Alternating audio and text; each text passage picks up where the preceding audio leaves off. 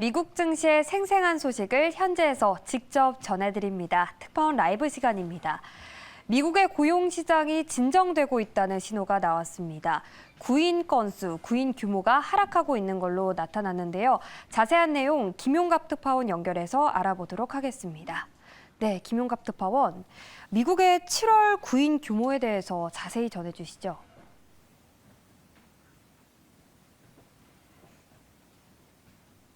가 공개한 구인 이직 보고서 졸트에 따르면 7월 민간기업 구인 건수는 880만 건을 기록했습니다. 약 920만 건에 달했던 전월과 비교하면 33만 8천 건, 그러니까 5.3% 감소한 규모입니다. 지난해 같은 경우에는 1,140만 개를 기록했는데요. 이와 비교해도 크게 감소한 모습을 확인할 수 있습니다. 시장의 전망치는 950만 건이었는데 이를 크게 밑돌았습니다. 또 7월 구인 건수 880만 건은 지난 2021년 3월 기록한 구인 건수 840만 건 이후 2년여 만에 최저 수준이기도 합니다. 미국의 구인 건수가 2년 만에 최저 수준으로 줄었다는 것은 그만큼 미국의 노동시장이 진정되고 있다는 의미로 해석할 수 있습니다. 물론 실업자 한 명당 구인은 1.5로 팬데믹 이전인 2019년 1.2에 비해서 여전히 높은 상황입니다. 하지만 고용시장이 진정되고 있다는 분위기는 읽을 수 있습니다. 7월 퇴직자 수는 350만 명을 기록했는데요. 6월에는 380만 명, 1년 전에는 400만 명을 기록한 점을 고려하면 직장을 그만두는 사람의 수도 감소했습니다. 월스트리트 저널은 이 같은 퇴직자의 감소가 고용시장에서 더 의미 있는 지표라고 설명을 하고 있습니다. 통상 퇴직자는 더 좋은 직장이나 더 높은 급여를 찾을 수 있을 때 직장을 그만두게 되는데 이 같은 일자리 전망이 좋지 않기 때문에 퇴직자가 줄었다고 해석할 수 있다는 겁니다. 즉 이번 퇴직자 감소는 연준이 환영할 만한 결과라고 볼 수 있습니다. 미국의 노동시장이 견조하게 유지될 경우 인플레이션을 다시 끌어올릴 수 있기 때문에 노동시장 관련 지표는 미 연준도 눈여겨보는 지표입니다. 이제 시장은 다음 달 1일 발표되는 7월 비농업 고용보고서에서 노동시장의 진정 추세가 이어지는지를 주목하고 있습니다. 네, 이어서 뉴욕 증시 마감 상황도 확인해 보도록 하겠습니다. 고용시장이 진정됐다는 소식에 뉴욕 증시 일제히 상승했죠? 네, 그렇습니다. 뉴욕 증시는 고용시장의 둔화 소식에 일제히 상승 마감했습니다. 뉴욕 증권거래소에서 다우존스 30 산업평균지수는 전장 대비 292.69포인트, 0.85% 상승한 34,852.67의 거래를 마쳤습니다.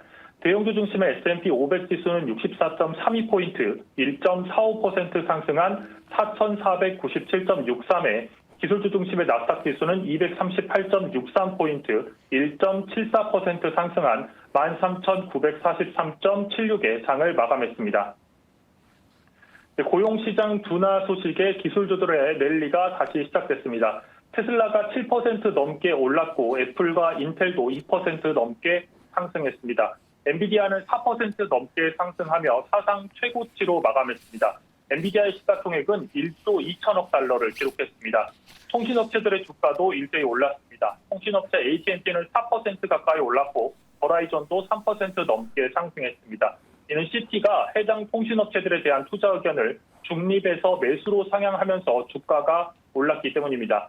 이들 기업은 최근 주가가 하락하면서 8%에 가까운 높은 배당 수익률을 기록하고 있습니다. 또 베스트바이는 전망치를 웃도는 실적을 내놓으면서 주가가 3% 이상 상승했습니다. 또 이날 발표된 미국의 8월 소비자 신뢰도는 예상보다 크게 하락했습니다. 미국 소비자 신뢰도를 보여주는 컨퍼런스 보드의 8월 소비자 신뢰 지수는 106.1로 전망치였던 116을 크게 하회했습니다. 이 같은 부진한 소비자 심리 데이터로 2년 만기 국채 수익률은 16bp나 하락했습니다. 한편 비트코인과 관련된 소식도 오늘 나왔는데요. 비트코인 현물 ETF 상장의 기대감이 커지고 있습니다. 법원이 가상화폐 자산운용사인 그레이스케일에 손을 들어주면서 비트코인 ETF 승인 가능성이 나오는 건데요. 미 워싱턴 DC 연방항소법원은 증권거래위원회가 그레이스케일의 현물 ETF 상장을 거부한 데 대해서 부당하다고 판단했습니다. SEC는 그동안 비트코인 선물 ETF의 상장은 승인했으나 현물 ETF의 상장은 반려해왔는데요. 그레이스케일도 상장을 시도했으나 거부당했고 이에 소송을 제기했는데 법원이 그레이스케일의 손을 들어준 겁니다. 법원은 SEC가 선물 ETF와 현물 ETF의 차이점을 명확하게 설명하지 못하고 있다고 봤습니다. 이에 비트코인 현물 ETF의 등장의 가능성이 커졌고 비트코인의 가격은 오늘 6% 넘게 상승했습니다. 또 코인베이스의 주가도 15% 가까이 뛰었습니다. 지금까지 뉴욕에서 매일경제TV 김용갑입니다. 계속해서 오늘의 인사이트 이어집니다.